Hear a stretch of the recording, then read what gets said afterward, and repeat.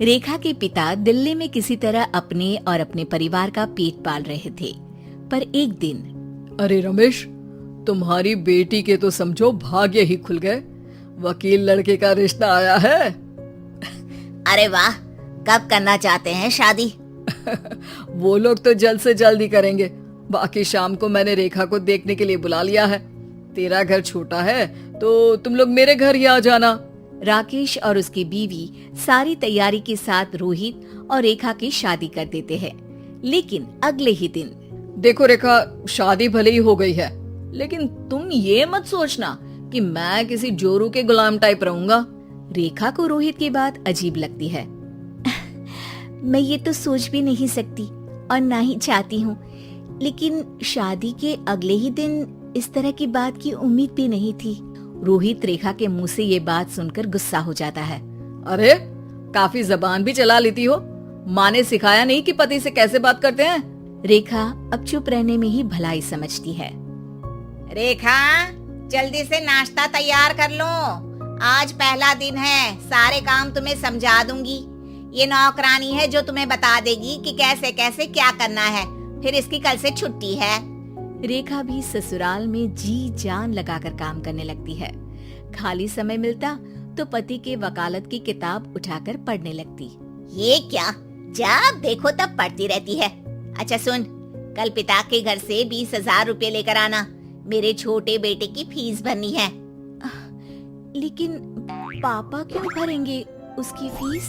अरे वाह जी वाह, पापा क्यों भरेंगे? तो ये बता, हम क्यों रखेंगे तुझे यहाँ? क्यों खाना देंगे फ्री में? अरे, क्योंकि मैं बहू हूँ इस घर की। तभी वहाँ रोहित आ जाता है। अरे वाह, बड़ी जबान चला रही हो। चुपचाप माँ जो कह रही है वैसा कर, वरना सामान उठा और जा अपनी झोपड़ी में। बेचारी रेखा क्या करती, पिता के घर जाती है, उनको सारा हाल बताती है। पिता भी जैसे तैसे पैसों का इंतजाम कर बेटी को ससुराल के लिए विदा करते हैं। देखा, अब कहाँ से आए पैसे? अरे बहुत माल है तुम लोगों के पास, बस सीधी उंगली से निकालते नहीं। नहीं नहीं माँ, पापा ने अपनी मोटरसाइकिल बेचकर पैसों का इंतजाम किया है। पता नहीं अब वो ऑफिस कैसे जाएंगे। अरे वाह भाई, ये भी हम सोचे। खैर, जैसे तैसे दिन बीतते हैं। रेखा जहाँ एक प्यारे से बेटे की माँ बनती है, तो वहीं उसका वकालत की किताब में ज्ञान और गहराता जाता है। हे भगवान, बुरे फंसे। ये केस तो लगता है कि मैं हार ही जाऊंगा। देखिए, मैंने आपकी इस केस की फाइल पढ़ी थी। इस केस को जीतना बहुत ही आसान है। वाह भाई वाह, यहाँ वकालत की डिग्री लेकर भी मैं समझ नहीं पा रहा हूँ, और तुमने रोटी बनाते बनाते ही केस समझ लिया। अरे जाओ जाओ, जाकर मुन्ने को संभालो। केस मैं संभालूंगा। ए लड़की सुन, जाकर अपने बाप के यहाँ से 3 लाख लेकर आ। पूरा घर फिर से बनाना है। छोटे की शादी करूंगी तो छोटी बहू को कहाँ रखूंगी? पूरा घर तो तूने घेर रखा है। ऐसा मत बोलिए माँ जी, पापा इतना पैसा कहाँ से लाएंगे? अब तो वो रिटायर भी हो गए हैं। हाँ, तभी तो बोल रही हूँ, रिटायरमेंट के पैसे तो मिले होंगे ना। लेकिन वो अगर आपको दे देंगे तो बुढ़ापा कैसे काटेंगे? रोहित रेखा की बात सुनकर गुस्सा हो जाता है। ए सुन, चल अपना सामान उठा, अपना बच्चा उठा और निकल यहाँ से। रेखा के लाख आग्रह के बाद भी रोहित और उसकी सास उसे घर में नहीं रखते। पापा, मैं तलाक चाहती हूँ।